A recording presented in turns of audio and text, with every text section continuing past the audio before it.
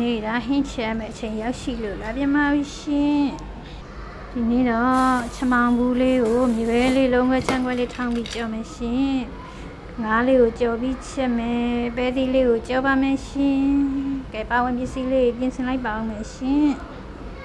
ချမောင်ဘူးလေးကြော်ဖို့မြေပဲစိမ်းလေးထောင်းပါမယ်ရှင်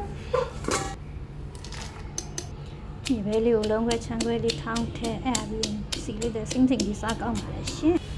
မြေပဲထောင်းတာဒီနေ့ထားလေးဆိုရပါပြီငါးလေးကကြော်ပြီးချက်မှာဆိုစီလေးပူလာတာငါးလေးကြော်ပါမယ်ရှင်ဒီငါးချက်ဖို့ဖြူနေလေးထောင်းပါမယ်ရှင်ရုပ်သီးနုမုံလေးကိုတစ်ခါလေးထည့်ထောင်းပါလေရှင်ကဲခုဆိုဖြူနေလေးနဲ့နုမုံလေးထောင်းပြီးတော့ပါပြီထောင်းပြီးတော့ပြီဆိုတော့နေတက်တော့နေထောင်းပြတော့မှုံတော့ဟေ့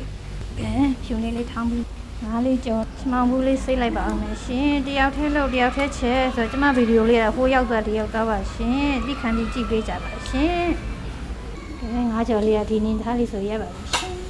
ကဲငါးလေးကြော်ပြီးပြီဆိုတော့စံဖြူနေထောင်းထားလေးစီတဲ့ခရမ်းညင်းလေးနဲ့စီတက်ပါမယ်ရှင်ခုနကငါးကြော်ထားရဲ့ကိုဖြူနေလေးထည့်စီတက်ပါလေနည်းမလို့ထည့်ပါလေဟပီလေးထည့်ပါလေရှင်ကဲငပိလေးချိန်နဲ့ကြိတ်ထားတဲ့ခင်းကြီးလေးထည့်ပါလိမ့်ရှင်စသားမုံလေးထည့်ပါမယ်စားလေးထည့်ပါလိမ့်ရှင်ပြီးရင်ခင်းကြီးလေးကြိတ်ထားတဲ့စုံလေးကိုရေးလေးကျင်းထည့်လိုက်ပါလိမ့်ရှင်ခုလိုရေးလေးခန့်စီလေးပြန်လိုက်ငါကြော်ထားတဲ့ငါးလေးထည့်ပါလိမ့်ရှင်ခင်းကြီးလေးနဲ့ငါးလေးနဲ့လုံးတော့အောင်ရေးလေးနည်းနည်းထည့်ပါလိမ့်ရှင်ရင်နွေးလေးကျင်းထည့်ပါမယ်ဖုံးလေးခဏတိတ်ပါမယ်ဒါပဲဒီနေ့ထားဆိုရပါပြီစီကြံရေကြံလေးပါရှင်ဟိုလိုစီရေအရင်ကြီးပြန်အောင်ချက်ပါမယ်ရှင်ဒါတော့ငရုတ်သီးစိမ်းတို့ရှမ်းနန်းတို့ပင်သိမ်းတို့ဖက်ဖက်တို့အုပ်လိုက်ပါမယ်ရှင်ကဲဖုံးလေးခဏအုပ်ပါမယ်ရှင်ကဲဒီနေ့ထားလေးဆိုရပါပြီမှုီးလို့ပါရှင်ဒါကတော့ကျမချက်တတ်တဲ့ဗျိုင်းချက်တာပါတော့ကျမချက်တဲ့နည်းပါရှင်ငါးကြောချက်လေးရပါပြီကဲခုတော့ငါးချက်ချက်လေးလည်းချက်တော့ပါပြီရှင်ကဲပဲသီးလေးကြော်ဖို့ပဲသီးလေးတင်လိုက်ပါဦးရှင်အကုန်လုံးတန်းစီပြီးလှုပ်ထားပြီးမှချက်အောင်လဲအချိန်ရမရတော့ဘောနော်တစ်ခွက်ချက်လိုက်တစ်ခွက်နောက်ပြေးလှုပ်လိုက်အဲ့လိုချက်တဲ့ဗီဒီယိုလေးတွေဟိုရောက်သွားပါရှင်ကဲခုဆိုပဲသီးလေးတင်ပြီးပါပြီဘောနော်ရေးစီးပြီးကြော်ပါမယ်ရှင်ကဲစီးပြီးပါဆိုကြော်မယ်ရှင်စီးလေးကစနေမလေးနဲ့ထည့်ပါမယ်ပဲသီးလေးထည့်လိုက်ရှင်တားမလေးလေးထည့်ပါမယ်လေးချက်